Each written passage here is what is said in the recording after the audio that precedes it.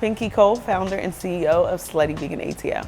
I was born and raised in Baltimore, Maryland, aka Little Jamaica, because I grew up in a Caribbean household with a very stern Jamaican mom. I come from two Jamaican parents, so I was able to get that Caribbean discipline, also that American lifestyle, so I really got the best of both worlds. So I actually got kicked out of high school for fighting. I won prom queen, and then I ended up getting into an altercation with somebody. They thought that I cheated. I never tell that part of the story, but I got kicked out of high school, got expelled from all Baltimore City public schools. I was a rebel. And I wrote a letter to the superintendent to another school, an all-girls school called Western High School, and I got in. And I knew at that moment that I had an opportunity to redefine my life, and I did that. So one day I was home and I saw Ludacris on TV surprising the students at Clark Atlanta University, and I'm like, I'm going there. And I applied and I got accepted, and I packed up my bags at 17 years old and I drove 12 hours in my old Dodge to Atlanta, and that's when I matriculated at Clark Atlanta University. So when I went to Clark Atlanta University, I'm like, I'm gonna be the most popular girl on campus. That's what I said. And I did that. When I went to CAU, it was just a whole new world for me. And I'll be totally transparent. It wasn't like, oh, I need to go and get this great education, even though I know the education was gonna be great. But I felt like it was a great opportunity to build relationships with people that I probably otherwise would have never met.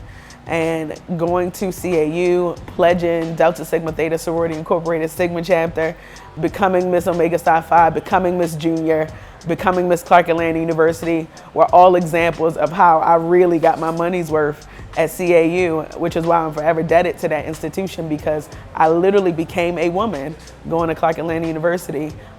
So every interview you see, everybody I talk to, I always sing praises to my institution because CAU saved my life. So when I got to CAU, I majored in mass media arts. Never had an internship. I went to class sometimes. But I had intentions on being a journalist and radio personality. So working behind the scenes was something that, you know, I never really wanted to do. So I actually jumped into television as a television producer. And one of my sorority sisters, who's also an alum, Deandra Bolin, she gave me my first opportunity to work in TV, and I was really, really good at it after I graduated. And the rest is history. I'm working as a television producer, came to Atlanta temporarily to work on the show, wanted some food because I was hungry, and a concept that was just supposed to be a bedroom idea, just as another side hustle, became one of the biggest brands in the country.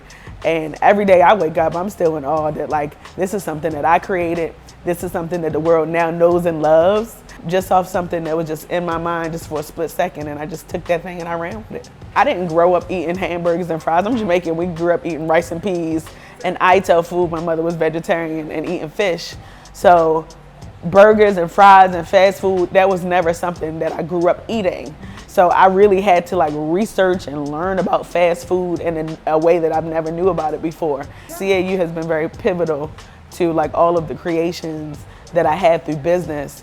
And the first week of opening in that ghost kitchen, I had about 4 people, and then the next couple of weeks, the rest was history. I had lines down the block, people ordering food off of Instagram, people DMing me, telling me that they love my concept and love the company, having 300 to 500 people standing outside every single day, people falling in love with the brand, and me realizing that this ain't just about food.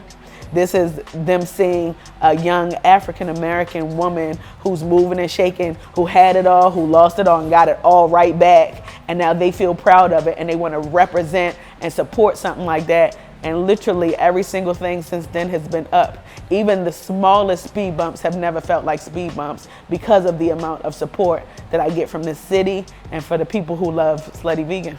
I have partnered with Varo Bank to provide every single graduate in this audience with a new LLC and a path to entrepreneurship.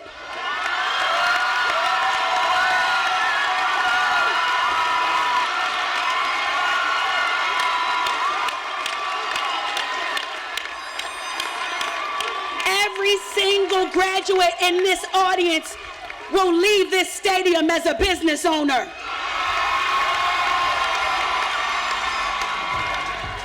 The reason why I did the LLCs is because us as Black people especially We say we want that pathway to entrepreneurship, but a lot of us don't know how. And sometimes we just need that push. And there's a saying, if you make it past the first step, you're already halfway there. So I wanted to make sure that these students could get halfway there, and now they take that torch and they run with that torch and they can be all the things that they want to be.